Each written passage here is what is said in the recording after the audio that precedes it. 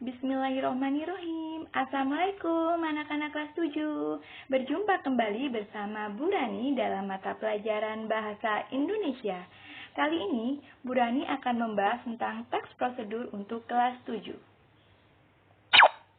Nah, anak-anak masih ingat tidak pada pertemuan sebelumnya Bu Rani memberikan tugas untuk mengumpulkan produk kemasan yang terdapat tata cara melakukan sesuatu. Nah, ini adalah gambar dari beberapa tugas dari teman-teman kalian. Masih ingat bukan? Nah, ada yang takut tidak? Tugas-tugas pada pertemuan sebelumnya itu mengacu pada materi apa? Ya, sangat berhubungan dengan materi hari ini, yaitu tentang teks prosedur yang akan Bu Rani bahas sebentar lagi. Nah, sebelumnya Bu Rani ingin menyampaikan materi yang akan kita bahas pada teks prosedur kali ini, yaitu Bu Rani ingin menjelaskan tentang pengertian dari teks prosedur, tujuan dari teks prosedur, dan jenis-jenis dari teks prosedur. Selain itu, yang perlu kalian perhatikan, kalian harus menyaksikan video pembelajaran ini dari awal hingga akhir, karena di setiap bagian dalam video ini nantinya akan terdapat pertanyaan yang harus kalian jawab pada link yang akan Bu Rani sediakan setelah pemutaran video ini. Jadi, saksikan terus, jangan di-skip.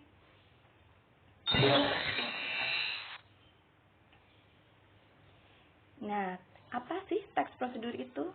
Ini dia. Teks prosedur adalah teks yang berisi tujuan dan langkah-langkah yang harus diikuti agar suatu pekerjaan dapat dilakukan. Langkah-langkah dalam teks prosedur ini harus urut, tidak boleh dibolak-balik. Nah, pertanyaan nomor 1 yang harus kalian jawab adalah, apakah yang dimaksud dengan teks prosedur?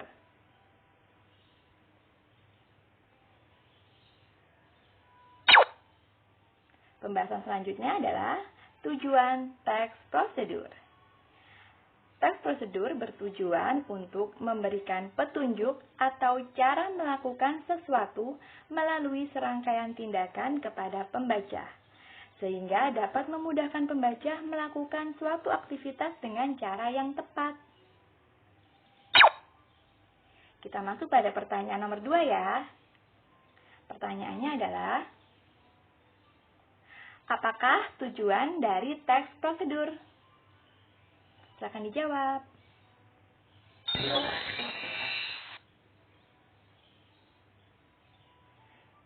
Kita beralih pada pembahasan selanjutnya, yaitu jenis-jenis teks prosedur.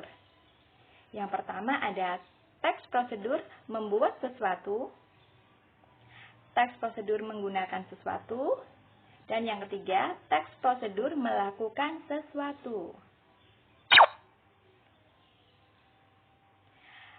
Teks prosedur membuat sesuatu.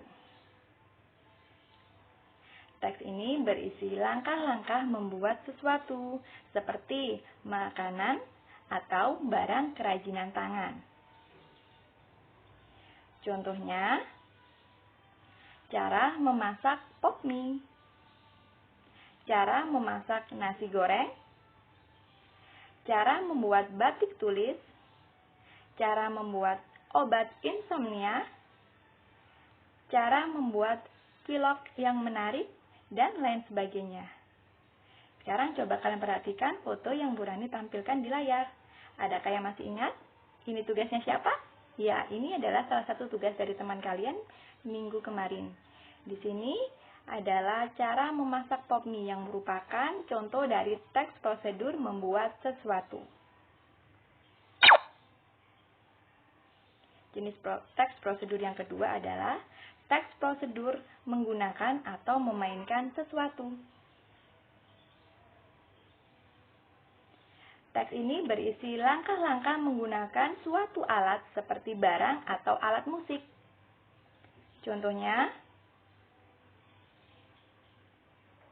cara menggunakan blender, cara memainkan seruling, cara memainkan gitar, cara mematikan komputer dengan benar, cara menyalakan televisi, dan masih banyak yang lainnya. Sekarang coba perhatikan kembali, ini ada gambar tugas dari salah satu temanmu. Dan dari gambar ini kita bisa tahu bahwa ini adalah prosedur cara menggunakan blender.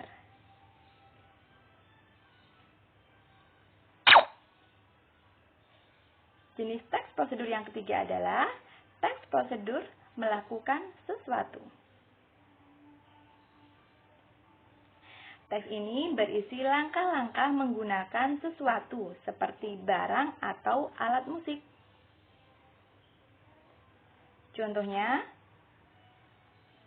cara mencuci tangan yang benar, cara berwudu yang benar, cara sholat id, cara menarikan tari remo, cara berpidato, dan masih banyak yang lainnya.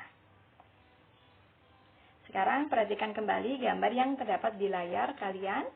Ini adalah cara mencuci tangan yang benar, salah satu tugas yang dikumpulkan oleh teman kalian pada minggu kemarin, yang merupakan jenis teks prosedur cara melakukan sesuatu.